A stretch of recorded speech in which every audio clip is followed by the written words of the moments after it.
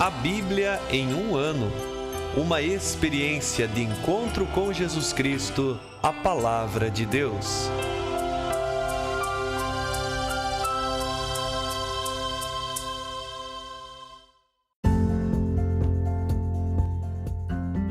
Olá, eu sou Yuri, seminarista da Diocese de Ponta Grossa, Paraná. Você está ouvindo o podcast A Bíblia em um ano.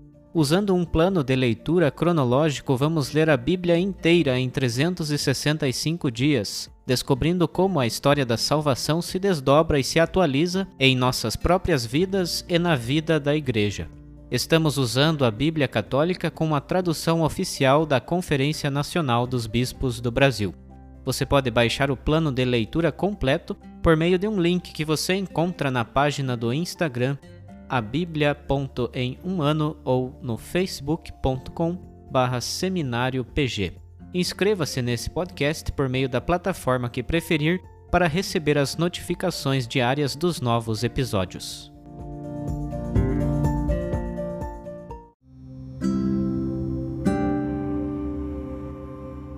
Olá, eu sou o Padre Joel Nalepa, da Diocese de Ponta Grossa, no Paraná. Antes de iniciarmos a leitura e a escuta dos textos bíblicos propostos para hoje, vamos pedir que o Espírito Santo ilumine nossa mente e nosso coração para que a Palavra de Deus frutifique em nossas vidas. Em nome do Pai, do Filho e do Espírito Santo. Amém. Vindo Espírito Santo, enchei os corações dos vossos fiéis e acendei neles o fogo do vosso amor. Enviai o vosso Espírito, e tudo será criado, e renovareis a face da terra. Oremos. Ó Deus, que instruístes os corações dos vossos fiéis com a luz do Espírito Santo, fazei que apreciemos retamente todas as coisas, segundo o mesmo Espírito, e gozemos sempre de sua consolação. Por Cristo nosso Senhor. Amém.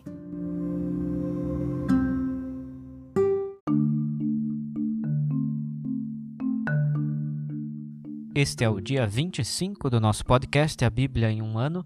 Leremos hoje do livro do Gênesis os capítulos 34 e 35. Do livro de Jó leremos os capítulos 23 e 24, onde veremos uma resposta de Jó ao discurso anterior de seu amigo Elifaz. E por fim, leremos do livro do Eclesiastes os capítulos 9 e 10. Gênesis capítulo 34. Certo dia, Dina, a filha que Lia dera a Jacó, saiu para visitar as moças daquela terra. Siquém, filho de Emor, o heveu, chefe da terra, viu-a, agarrou-a, deitou-se com ela e violentou-a. Depois, sentiu-se apaixonado por Dina, a filha de Jacó, e enamorado como estava, falou-lhe ao coração.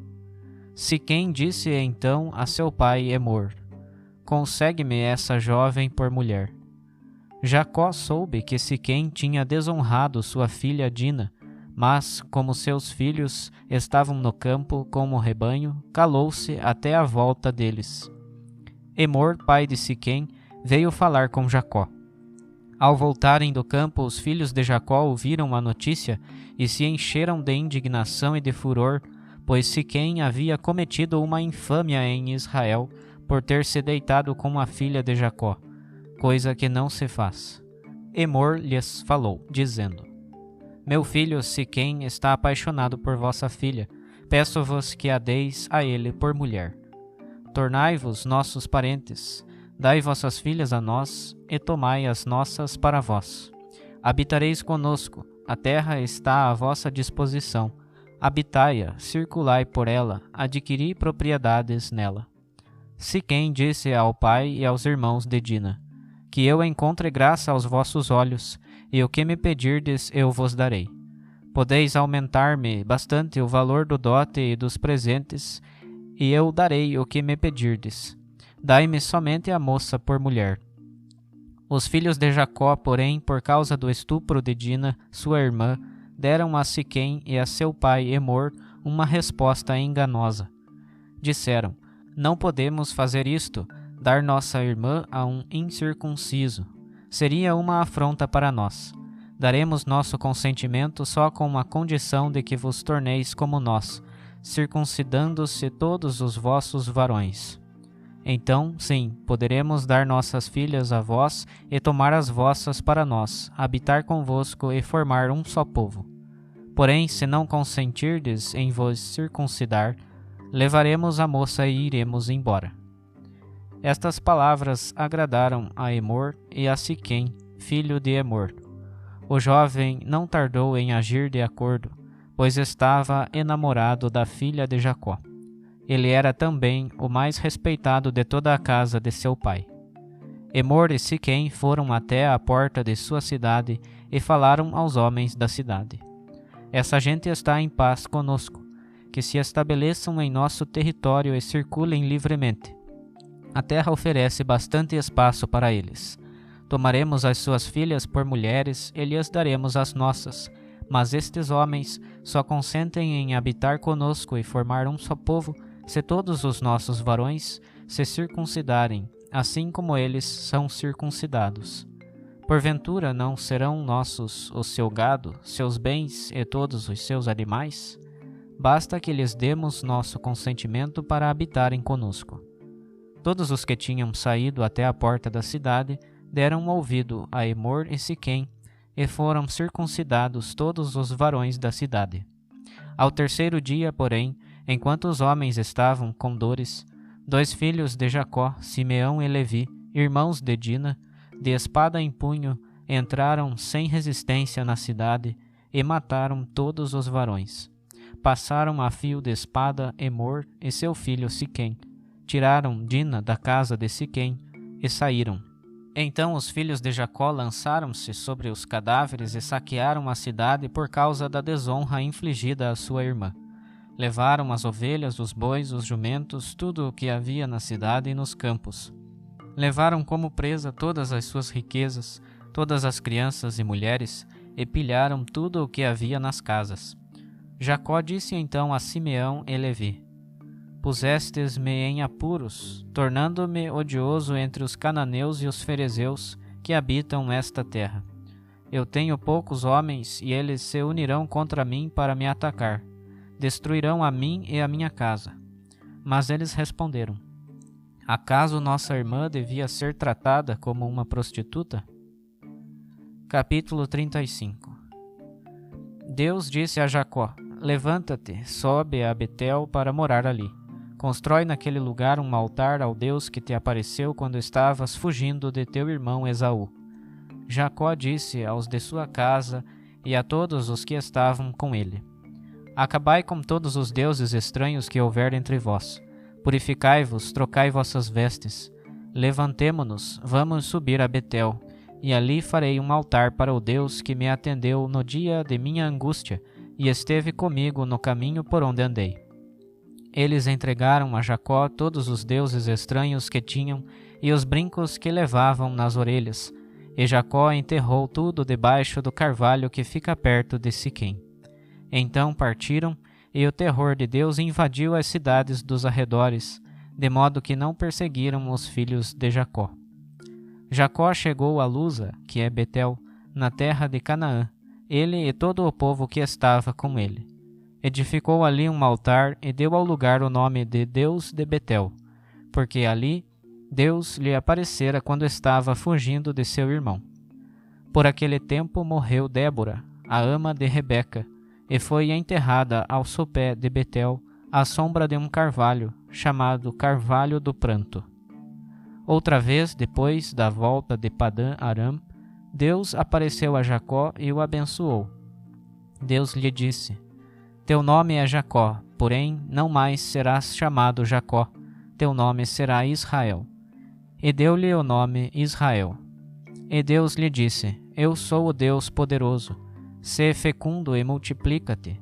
De ti sairá uma nação, uma assembleia de nações, e reis sairão de teus rins. A ti darei a terra que dei a Abraão e a Isaque, e depois de ti darei a terra à tua descendência. E do lugar onde lhe havia falado, Deus subiu. Então, no lugar onde lhe havia falado, Jacó erigiu uma pedra como marco, e fez uma libação, derramando azeite sobre ela. E, ao lugar onde Deus lhe havia falado, deu o nome de Betel. Em seguida partiram de Betel. faltava pouco para chegarem a Éfrata, quando Raquel deu à luz num parto muito difícil. Em meio às dores do parto, disse-lhe a parteira: coragem, que este também é um menino. Estando prestes a morrer, já agonizante, ela deu-lhe o nome de Benoni, isto é, filho da dor. Mas o seu pai chamou-o Benjamim, isto é, filho da mão direita. Raquel morreu e foi sepultada no caminho de Éfrata, que é Belém. Jacó erigiu uma pedra como marco sobre a tumba de Raquel, que existe até hoje. Então Israel partiu.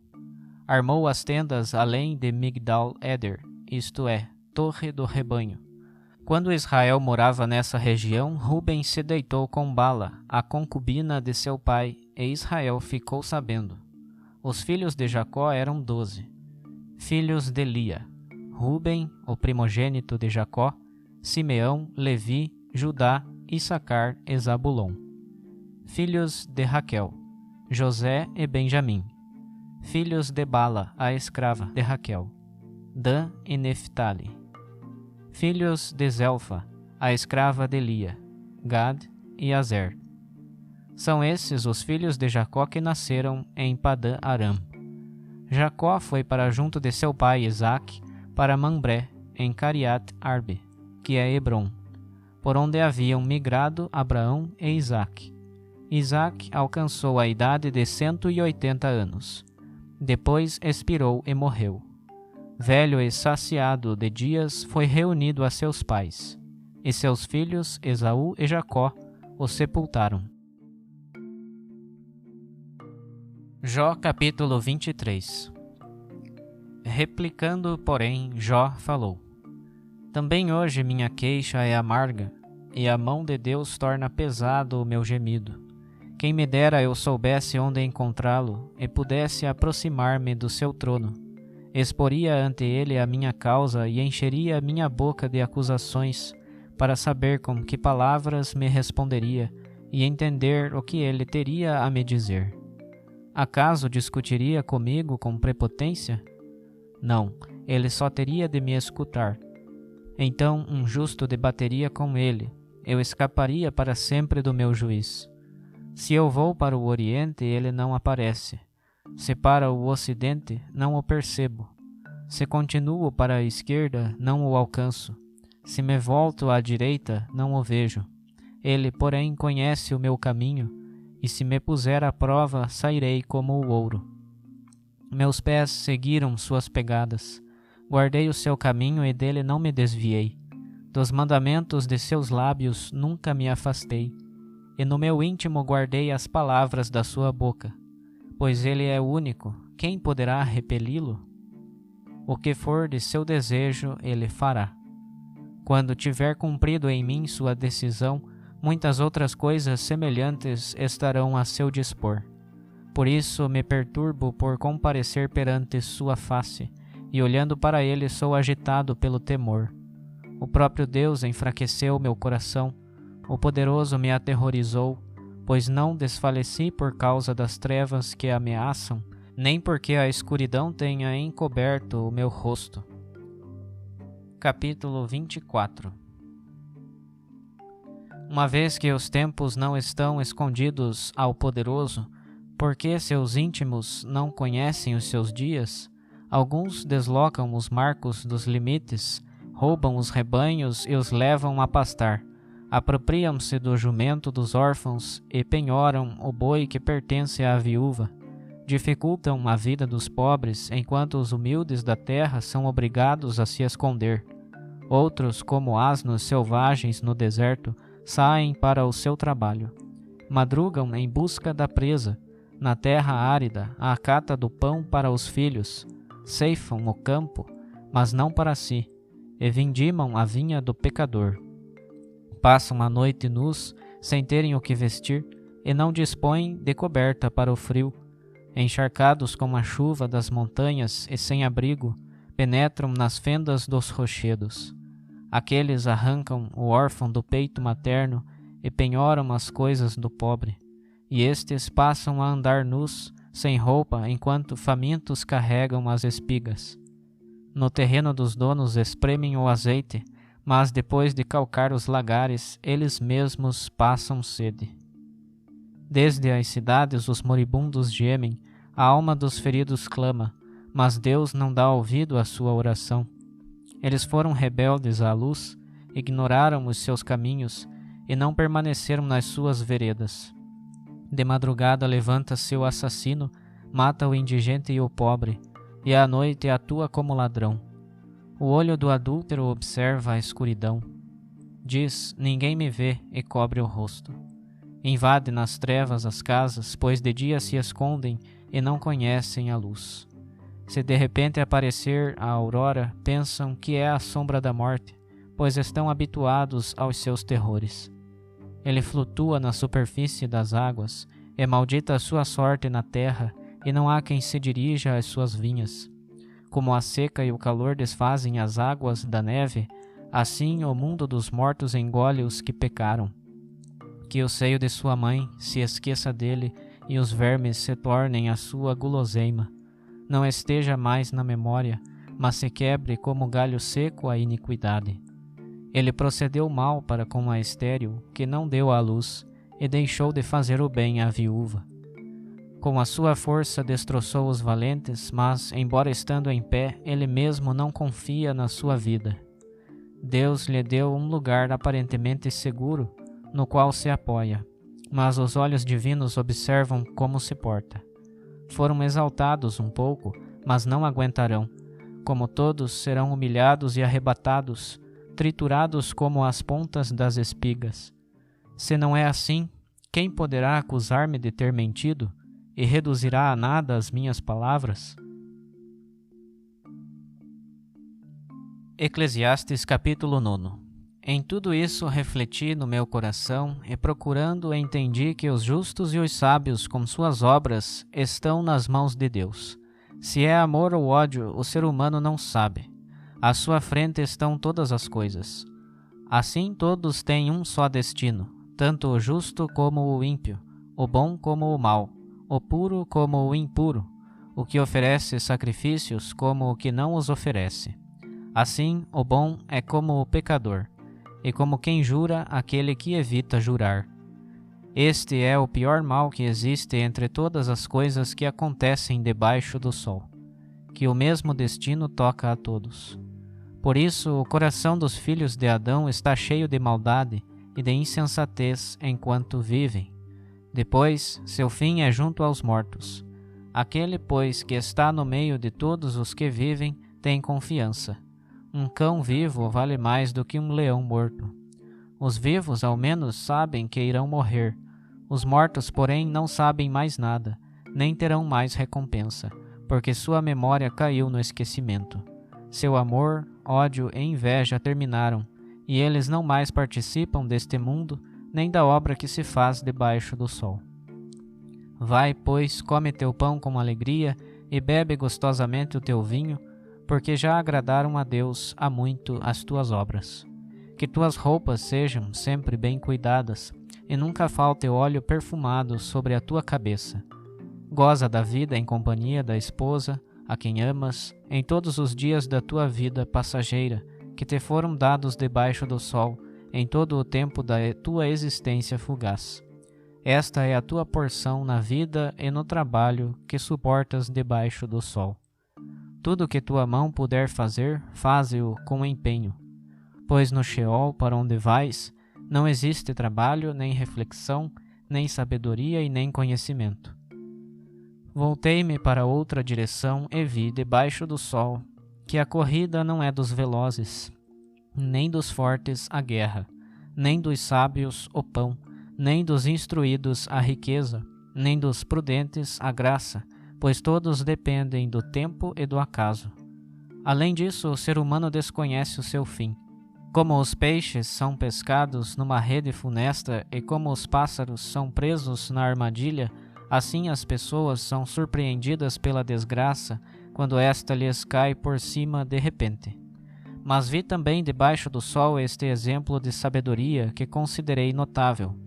Havia uma pequena cidade com poucos habitantes. Veio contra ela um rei poderoso e cavou trincheiras, e levantou grandes fortificações ao seu redor. Encontrava-se aí, porém, um homem pobre, mas sábio, que libertou a cidade com a sua sabedoria. No entanto, ninguém depois se recordou daquele pobre. Por isso eu dizia, é melhor a sabedoria do que a força. Mas a sabedoria do pobre é desprezada e suas palavras não são ouvidas. As palavras dos sábios proferidas com brandura são escutadas melhor do que os gritos do príncipe entre os insensatos. É melhor a sabedoria do que as armas de guerra. Um só que tiver falhado põe a perder muitos bens. Capítulo 10. Moscas mortas estragam e corrompem o óleo do perfumista. Uma pequena insensatez pesa mais que a sabedoria e a glória. O coração do sábio vai para o lado certo, o do insensato, ao contrário, para o lado errado. O insensato que vai seguindo seu caminho, como ele próprio é ignorante, pensa que todos são insensatos. Se a irritação da autoridade se levantar contra ti, não abandones teu posto, pois a calma faz cessar grandes pecados. Há um mal que vi debaixo do sol, um erro da parte de quem governa. O insensato promovido a um alto posto e ricos relegados a baixa posição. Vi escravos a cavalo e príncipes andando a pé como escravos. Quem cava um buraco, nele cairá. Quem desmancha um muro, uma cobra o morderá. Quem talha pedras, com elas se machucará. Quem corta árvores, com elas correrá perigo. Se o machado estiver embotado e não afiares o seu gume, aumentará a fadiga. A sabedoria é que faz render o esforço. Se a cobra morder, não se deixando encantar, de nada adiantou o encantador. As palavras da boca do sábio são um encanto, mas os lábios do ignorante causarão sua própria ruína. Se as primeiras palavras do tolo são insensatez, as últimas que saem de sua boca são ignorância perversa. O insensato multiplica as palavras. Ninguém sabe o que vai acontecer. Mais ainda, o que vai acontecer depois, quem poderá informar? O trabalho dos insensatos os cansa, pois nem sabem como ir até a cidade. Ai de ti, ó país, cujo rei é um adolescente e cujos príncipes se banqueteiam desde cedo. Feliz o país cujo rei é nobre e cujos príncipes se alimentam no tempo certo para se refazerem, e não por excesso. Pela muita preguiça desabará o teto, e por mãos inativas choverá na casa. Para se divertirem preparam banquetes. O vinho alegra a vida, e o dinheiro arranja tudo. Nem em pensamento fales mal do rei, nem critiques o poderoso no segredo do teu quarto, pois as aves do céu levarão a tua voz, e alguém com asas vai espalhar o que disseste.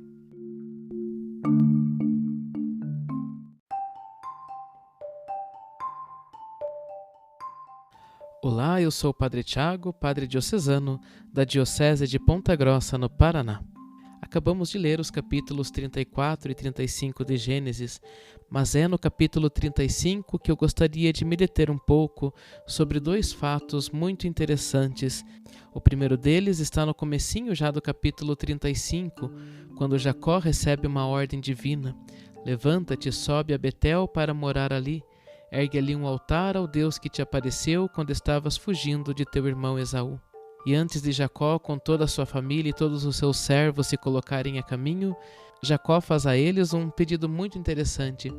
Eliminai todos os deuses estranhos que houver entre vós, purificai-vos. A partir desse trecho nós vemos como vai sendo construída a cultura monoteísta daquele povo, já começando por estes grandes patriarcas.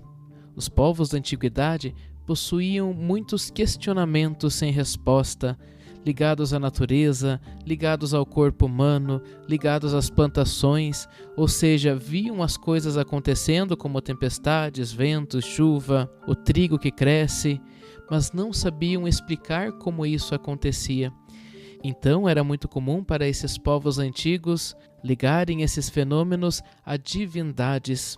E na Sagrada Escritura, aos poucos, nós vemos um caminho que o povo irá fazer, já começando pelos patriarcas, como estamos vendo no livro do Gênesis, e depois, mais tarde, ao longo do Antigo Testamento.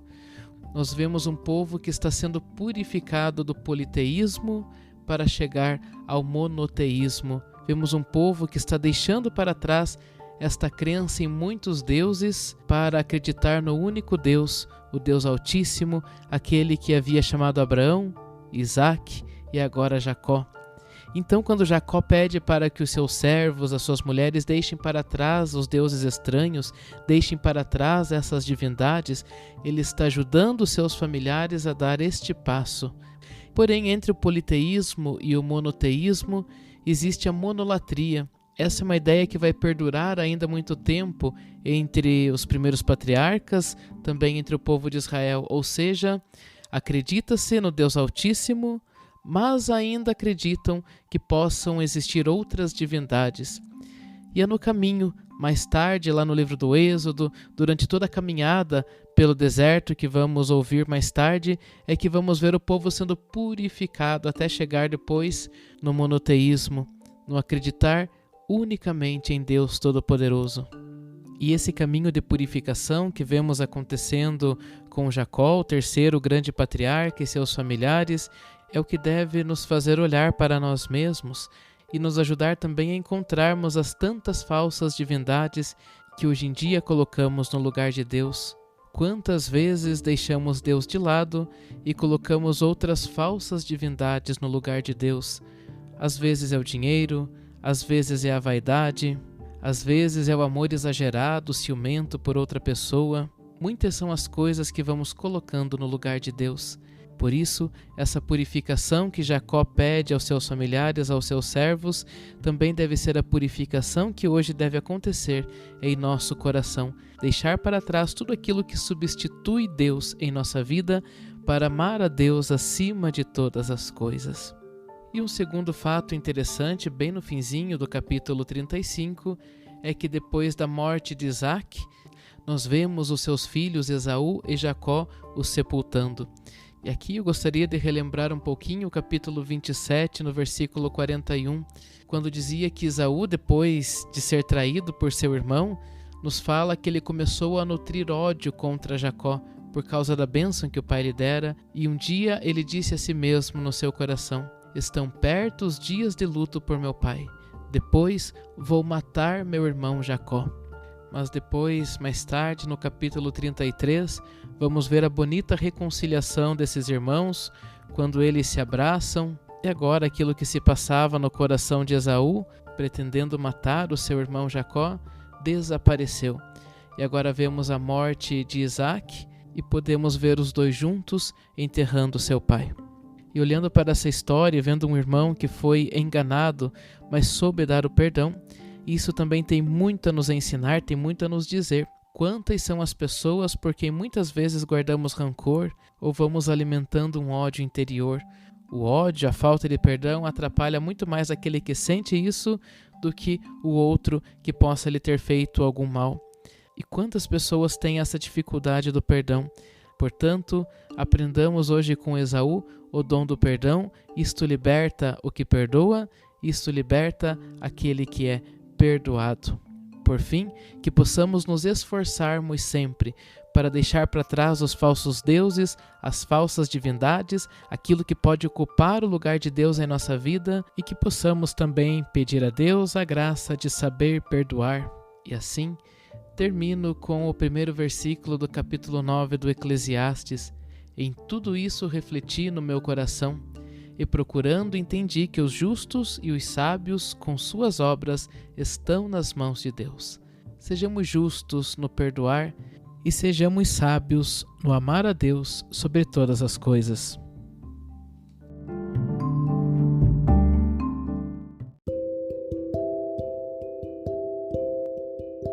Querido irmão, querida irmã, após a leitura e a meditação da Palavra de Deus contida na Sagrada Escritura, peçamos que o Espírito Santo inspire as nossas ações a partir do mistério de Jesus Cristo, o Verbo encarnado. Oremos. Ó Deus, concedei ao vosso povo alimentar-se cada vez mais da vossa palavra e nela encontrar a fonte da vida. Por nosso Senhor Jesus Cristo, vosso Filho, na unidade do Espírito Santo. Amém. Quem vos fala é Dom Sérgio Arthur, bispo da Diocese de Ponta Grossa, no Paraná. Desça sobre vós a bênção de Deus Todo-Poderoso, Pai e Filho e Espírito Santo. Amém.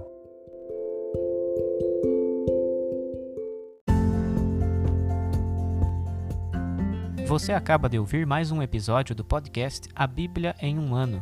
Continue nesse bom propósito de ouvir, ler e praticar a Palavra de Deus. Rezemos por todos que estão fazendo este caminho de leitura da Bíblia. Procure também participar da sua comunidade.